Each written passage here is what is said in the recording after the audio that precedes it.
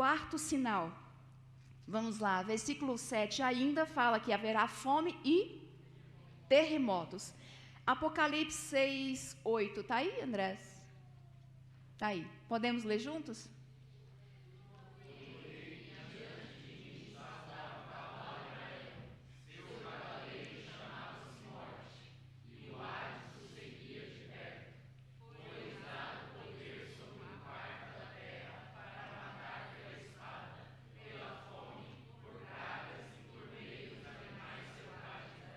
Ok. Então, também é um paralelo desse texto de Jesus, onde fala que em vários lugares vai haver terremotos. A gente também vê isso, já está vendo isso. Terremotos, tsunamis, ciclones, furacões, tornados, enchentes, incêndios e por aí vai, né? O texto de Lucas dá mais detalhes sobre isso, Lucas 21, que é o paralelo de texto de Mateus 24, diz assim: haverá grandes terremotos, fomes e pestes em vários lugares e acontecimentos terríveis e grandes sinais provenientes do céu. Então, o terremoto aqui pode ser apenas uma representação de catástrofes naturais que vai devastar e que já devasta e que mata as pessoas como feras selvagens. Mata sem dó e sem piedade, como a gente vê acontecendo nos tsunamis, nos incêndios, nos terremotos e por aí vai, né? Mata assim, a fúria da natureza acontecendo. Agora, eu tenho, né, Jesus deixou aqui duas notícias, uma boa e uma ruim. Qual que você quer ouvir primeiro? Bom, a boa notícia, no versículo 8, ó. Tudo isso é o princípio das dores. Essa notícia é boa, está só começando. A ruim ainda não é o fim. A notícia boa ainda não é o fim. A notícia ruim ainda não é o fim. Entendeu? A notícia boa é que isso são acontecimentos normais, tá? Que vão acontecer diariamente. Só que ainda não é o fim. É o que ele está dizendo no versículo 8. Então, se já acontece dessa maneira, nessa proporção, gente, imagine como é que não vai ser o fim. Que é o que vai vir depois do versículo 15. Que aí é a outra parte, de fato, quando ele diz, então é o fim. Aí a coisa... Então, assim, ele até usa a expressão dores de parto. Porque, assim, tudo isso é o princípio das dores, como fosse dores de parto. Quem é mãe aqui, né, sabe como é as primeiras contrações. Né? Fala-se que as mães de primeira viagem, quando sente a primeira contração, já corre para o hospital. Né? Mas ela nem sabe que aquilo não está nem começando ainda. Não está nem começando, né, Simone? É só o princípio das dores. Então, o que está ruim vai ficar pior. Ok? Então, o que Jesus está falando. Se está ruim, vai ficar pior. Porque são só as primeiras contrações. Então, a mãe aqui vai entender muito bem o que eu estou dizendo. Eu não sou mãe, então não sei. Tá? Mas vocês sabem. Só o primeiro...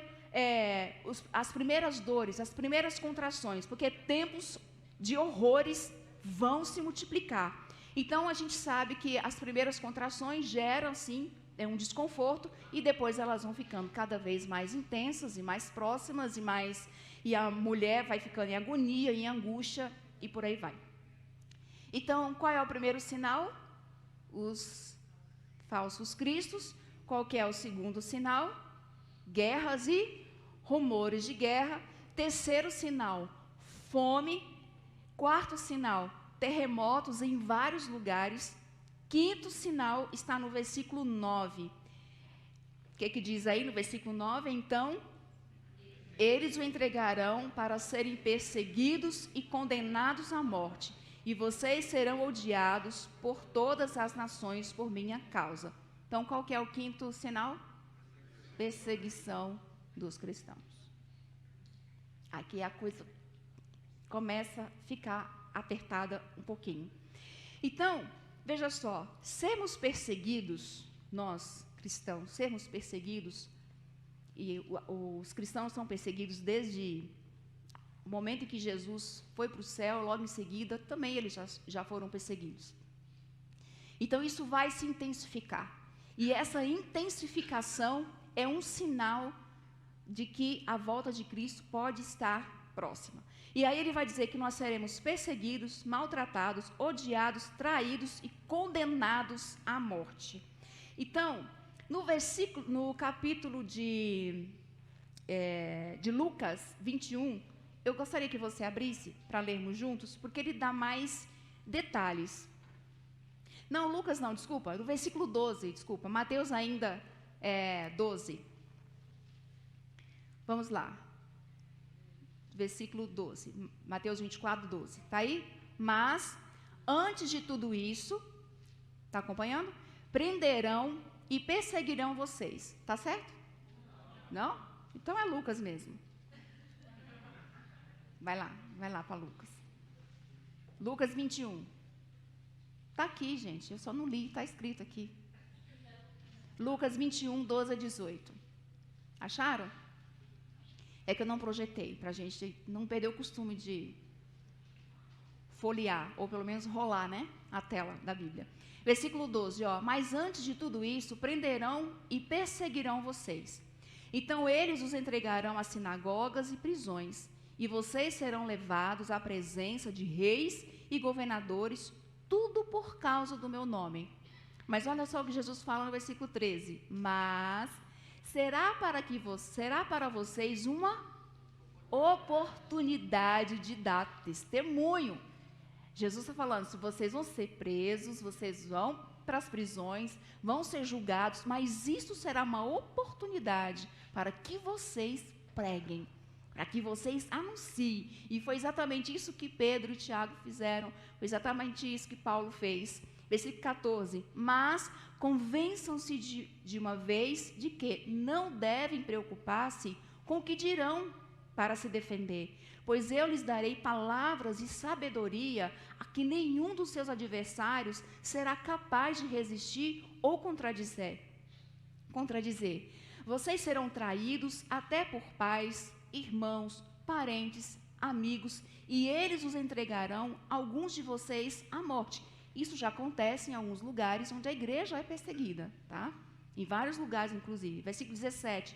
Todos odiarão vocês por causa do meu nome. Contudo, nenhum fio de cabelo da cabeça de vocês se perderá. Olha aí o contexto de onde não vai se perder nenhum fio do cabelo da cabeça. Não é de que os problemas não vão me atingir, que o Senhor vai me guardar e nada de ruim vai acontecer. Jesus está dizendo exatamente nesse contexto de grande perseguição. E o que Jesus está dizendo é, a morte física vai acontecer, porque vocês serão perseguidos, maltratados, odiados, traídos, condenados à morte. Então, nós vamos morrer. A pergunta é, você está pronto? Está pronto para morrer? Por Cristo? E aí vem, né, políticos, evangélicos, tentando conter a perseguição. Gente, ela vai acontecer. Não vai ser político, não vai evangélico, não vai ser ninguém. A gente não vai conseguir conter a perseguição. Ela vai acontecer. É o que está escrito. Lá em Apocalipse, né, o texto também vai falar que os justos, aqueles que foram mortos, estão clamando.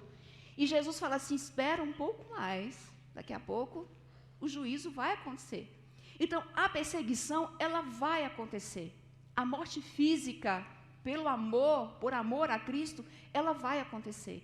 A pergunta é, se nós estamos prontos. Por isso que Jesus, lá no versículo 13, ele vai dizer, mas aquele que perseverar até o fim será salvo. Lá em Mateus 24, versículo 13.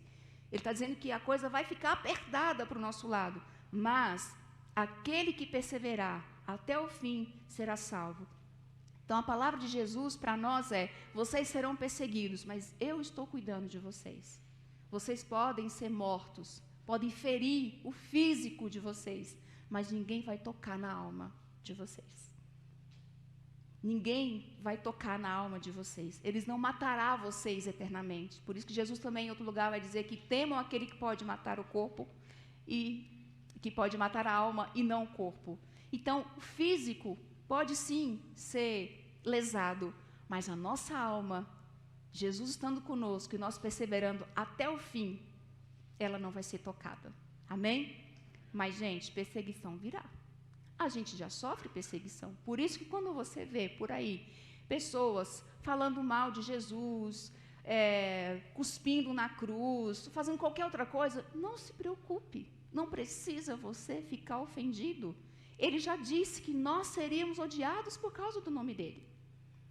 E a gente não precisa advogar a causa de Jesus. É Ele que é o nosso advogado. Amém? É Ele que nos defende. É Ele que nos justifica. É Ele que nos santifica. Então, você não precisa, os crentes não precisam ficar preocupado ou chateado, com raiva, porque xingaram Jesus, porque fizeram isso, aquilo, nessa ou naquele movimento. Não se preocupe. Está aqui, está escrito, que nós seríamos perseguidos, maltratados, odiados, traídos, condenados. Pouca coisa, né? Pouquinha coisa. Mas ele diz, fiquem firmes. É a única coisa que eu exijo de vocês. Permaneçam firmes até o fim, para que vocês recebam o galardão que eu tenho para vocês. Amém? Então, o quinto sinal é a perseguição severa dos cristãos. E vai ser acirrada mesmo, né? Quando a gente vai ler Apocalipse, parece que vem também aí o anticristo e por aí vai, né? Isso é coisa para aula.